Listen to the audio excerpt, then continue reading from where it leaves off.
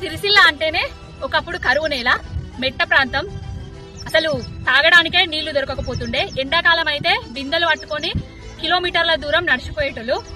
ఇప్పుడు కేసీఆర్ గారి పాలనలో మీకు ఒక అద్భుతం చూపెట్టబోతుందా. సిరిసిల్ల నియోజకవర్గం అగ్రహారం గ్రామంలో ఉంది. చెరువు నిండి ఉన్నది, పిల్లలు స్విమ్మింగ్ చేస్తున్నారు, ఈతలు కొట్టుకుంటున్నారు. వాళ్ళ మాటల్లోనే ఇందాము, వాళ్ళు ఏమని చెప్తారో. ఎప్పుడైనా చూసిండ్రా గిన్ని నీళ్లు? మా తాతల నుంచి ఎప్పుడు ఈ నీళ్లు చూడలే, ఇదే ఫస్ట్ కాళేశ్వరం నీళ్లు. వచ్చినప్పుడు ఒక్కసారి కూడా రాలేదు నీళ్లు, ఇదే ఫస్ట్ టైం. తెలంగాణకు జీవనాధారమైన కాళేశ్వరంను కూలేశ్వరం చేసి కాంగ్రెస్ ప్రభుత్వం అధికారంలోకి వచ్చిన తర్వాత బాపు కేసీఆర్ గారి ఆనవాళ్లు కనబడతాయని కాళేశ్వరం నీళ్లల్లా ఆ కాళేశ్వరంను ఎండబెట్టి నీళ్లు ఇయ్యకుండా ఇగో చెక్ డ్యాంల పరిస్థితిని ఈ విధంగా తీసుకొచ్చిర్రు. అగ్రహారంలో చెక్ డ్యాంల పరిస్థితి ఎడారిని